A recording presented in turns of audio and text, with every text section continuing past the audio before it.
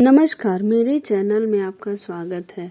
आज मैं आप लोगों को प्रदोष व्रत का शुभ मुहूर्त, प्रदोष व्रत की पूजा कब करनी चाहिए, प्रदोष व्रत में क्या ना करें, प्रदोष व्रत में पूजा की थाली में क्या क्या रखें, प्रदोष व्रत की विधि, प्रदोष व्रत की महिमा, प्रदोष व्रत की कथा और प्रदोष व्रत के उद्यापन के बारे में बताने जा रही हूँ। इसलिए आप लोग मेरे वीडियो में अंत तक बने रहें, वीडियो को स्किप न करें और ध्यान से सुनें। बोलो ओम नमः शिवाय। माह की त्रयोदशी तिथि को प्रदोष काल में होना प्रदोष व्रत होने का सही कारण है।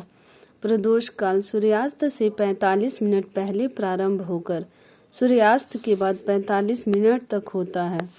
प्रदोष का दिन जब साप्ताहिक दिवस सोमवार को होता है तो उसे सोम प्रदोष कहते हैं। मंगलवार को होने वाले प्रदोष को भौम प्रदोष तथा शनिवार के दिन प्रदोष को शनि प्रदोष कहते हैं। पौष कृष्ण प्रदोष व्रत बुधवार 21 दिसंबर 2022 को है। वैसे तो त्रयोदशी तिथि ही भगवान शिव की पूजा के लिए सर्वश्रेष्ठ है, परंतु प्रदोष के समय शिव जी की पूजा करना और भी लाभदायक है। प्रदोष व्रत की पूजा अपने शहर के सूर्यास्त होने के समय के अनुसार प्रदोष काल में करनी चाहिए। सूर्यास्त होने का समय सभी शहरों के लिए अलग अलग होता है, अतः प्रदोष व्रत करने से पूर्व अपने शहर का सूर्यास्त समय अवश्य जांच लें। प्रदोष व्रत चंद्र मास की शुक्ल एवं कृष्ण पक्ष की दोनों त्रयोदशी के दिन किया जाता है। भगवान शिव की प्रदोष काल में पूजा किए बिना भोजन ग्रहण न करें। व्रत के समय में अन्न, नमक, मिर्च आदि का सेवन न करें। पूजा की थाली में अबीर, गुलाल, चंदन, काले तिल, फूल, धतूरा, बिल्व पत्र, शमी पत्र, जनेऊ, कलावा, दीपक, कपूर एवं फल के साथ पूजा करें। प्रदोष व्रत करने के लिए मनुष्य को त्रयोदशी के दिन प्रातः सूर्योदय से पूर्व उठना चाहिए। नित्य कर्मों से निवृत्त होकर भगवान श्री भोलेनाथ का स्मरण करें। इस व्रत में आहार नहीं लिया जाता है। पूरे दिन उपवास रखने के बाद सूर्यास्त से 1 घंटा पहले स्नान आदि कर श्वेत वस्त्र धारण किए जाते हैं। पूजा स्थल को गंगा जल या स्वच्छ जल से शुद्ध करने के बाद गाय के गोबर से लीपकर मंडप तैयार किया जाता है। मंडप में 5 रंगों का उपयोग करते हुए रंगोली बनाई जाती है। प्रदोष व्रत की आराधना करने के लिए कुशा के आसन पर बैठना चाहिए। पूजन की तैयारियां करके उत्तर पूर्व दिशा की ओर मुख करके बैठे और भगवान शंकर का पूजन करना चाहिए। पूजन में भगवान शिव के मंत्र ओम नमः शिवाय का जाप करते हुए शिव को जल चढ़ाना चाहिए। प्रदोष व्रत को रखने से 2 गायों को दान देने के समान पुण्य फल प्राप्त होता है। प्रदोष व्रत को लेकर एक पौराणिक तथ्य सामने आता है कि एक दिन जब चारों ओर अधर्म की स्थिति होगी, अन्याय और अनाचार का एकाधिकार होगा, मनुष्य में स्वार्थ भाव अधिक होगी, व्यक्ति सत्कर्म करने के स्थान पर नीच कार्यों को अधिक करेगा। उस समय में जो व्यक्ति त्रयोदशी का व्रत रख शिव आराधना करेगा, उस पर शिव कृपा होगी। इस व्रत को रखने वाला व्यक्ति जन्म जन्मांतर के फेरों से निकलकर मोक्ष मार्ग पर आगे बढ़ता है, उसे उत्तम लोक की प्राप्ति होती है। श्रद्धा के अनुसार स्त्री पुरुष दोनों यह व्रत करते हैं। इस व्रत से कई दोषों की मुक्ति तथा संकटों का निवारण होता है। यह व्रत साप्ताहिक महत्व भी रखता है। रविवार को पड़ने वाले प्रदोष व्रत से आयु वृद्धि तथा अच्छा स्वास्थ्य लाभ प्राप्त किया जा सकता है। सोमवार के दिन त्रयोदशी पड़ने पर किया जाने वाला व्रत आरोग्य प्रदान करता है और इंसान की सभी इच्छाओं की पूर्ति होती है। मंगलवार के दिन त्रयोदशी का व्रत हो तो उस दिन के व्रत को करने से रोगों से मुक्ति व स्वास्थ्य लाभ प्राप्त होता है। बुधवार के दिन प्रदोष व्रत हो तो उपासक की सभी कामनाओं की पूर्ति होती है। गुरुवार के दिन प्रदोष व्रत पड़े तो इस दिन के व्रत के फल से शत्रुओं का विनाश होता है। शुक्रवार के दिन होने वाला प्रदोष व्रत सौभाग्य और दाम्पत्य जीवन की सुख शांति के लिए किया जाता है।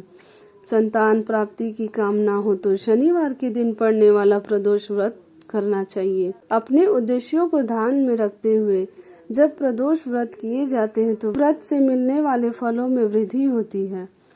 प्रदोष व्रत का उद्यापन विधि। इस व्रत को 11 या फिर 26 त्रयोदशियों तक रखने के बाद व्रत का उद्यापन करना चाहिए। व्रत का उद्यापन त्रयोदशी तिथि पर ही करना चाहिए। उद्यापन से एक दिन पूर्व श्री गणेश का पूजन किया जाता है। पूर्व रात्रि में कीर्तन करते हुए जागरण किया जाता है। प्रातः जल्दी उठकर मंडप बनाकर मंडप को वस्त्रों और रंगोली से सजाकर तैयार किया जाता है। ओम उमा सहित शिवाय नमः मंत्र का एक माला यानी 108 बार जाप करते हुए हवन किया जाता है। हवन में आहुति के लिए खीर का प्रयोग किया जाता है। हवन समाप्त होने के बाद भगवान भोलेनाथ की आरती की जाती है और शांति पाठ किया जाता है। अंत में 2 ब्राह्मणों को भोजन कराया जाता है और अपने सामर्थ्य अनुसार दान दक्षिणा देकर आशीर्वाद प्राप्त किया जाता है। अब मैं आप लोगों को बुध प्रदोष व्रत का कथा सुनाने जा रही हूँ। बोलो हर हर महादेव। बहुत पुरानी बात है। एक पुरुष का नया नया विवाह हुआ था। वह गौने के बाद पत्नी को लेने अपने ससुराल पहुंचा और उसने सास से कहा कि वह बुधवार के दिन ही अपनी पत्नी को लेकर जाएगा। उस पुरुष के सास ससुर साले सालियों ने समझाया कि बुधवार को पत्नी को विदा कराकर ले जाना शुभ नहीं है, लेकिन वह पुरुष नहीं माना। विवश होकर सास ससुर ने अपने जमाई और पुत्री को भारी मन से विदा किया। पति पत्नी बैलगाड़ी में चले जा रहे थे। एक नगर के बाहर निकलते ही पत्नी को प्यास लगी। पति लोटा लेकर पत्नी के लिए पानी लेने गए। जब वह पानी लेकर लौटा तब उसने देखा कि उसकी पत्नी पराये व्यक्ति द्वारा लाए लोटे से पानी पीकर हंस हंस कर बात कर रही थी। वह पराया पुरुष उसी व्यक्ति की शक्ल सूरत वाला था। ऐसा देखकर वह व्यक्ति पराया व्यक्ति से आग बबूला होकर लड़ाई करने लगा। धीरे धीरे वहां काफी भीड़ एकत्रित हो गई और सिपाही भी आ गए। सिपाही ने स्त्री से पूछा कि सच सच बताओ कि तुम्हारा पति इन दोनों में से कौन है। लेकिन वह स्त्री चुप रही, क्योंकि दोनों ही व्यक्ति हम शक्ल थे। बीच राह में अपनी पत्नी को लूटा देखकर वह व्यक्ति मन ही मन शंकर भगवान की प्रार्थना करने लगा। हे भगवान, मुझे और मेरी पत्नी को इस मुसीबत से बचा लो। मैंने अपनी पत्नी को बुधवार के दिन विदा कराकर जो अपराध किया है उसके लिए मुझे क्षमा कर दो। भविष्य में मैं ऐसी गलती कभी नहीं करूंगा। भगवान शिव उसकी प्रार्थना से द्रवित हो गए और दूसरा व्यक्ति उसी समय कहीं अंतर ध्यान हो गया। इसके बाद वह अपनी पत्नी के साथ वह सही सलामत अपने नगर पहुंचा। इसके बाद से दोनों पति पत्नी नियम पूर्वक बुधवार के दिन प्रदोष व्रत को करने लगे। यह प्रदोष व्रत करने से मनुष्य के सभी पाप धुल जाते हैं और उन्हें शिव धाम की प्राप्ति होती है। त्रयोदशी अर्थात प्रदोष का व्रत करने वाला मनुष्य सदा सुखी रहता है। उसके संपूर्ण पापों का नाश इस व्रत से हो जाता है। इस व्रत के करने से सुहागन नारियों का सुहाग सदा अटल रहता है। बंदी कारागार से छूट जाता है।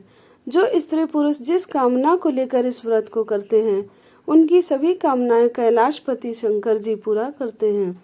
इस व्रत को जो विधि विधान और तन मन धन से करता है उसके सभी दुख दूर हो जाते। बोलो हर हर महादेव।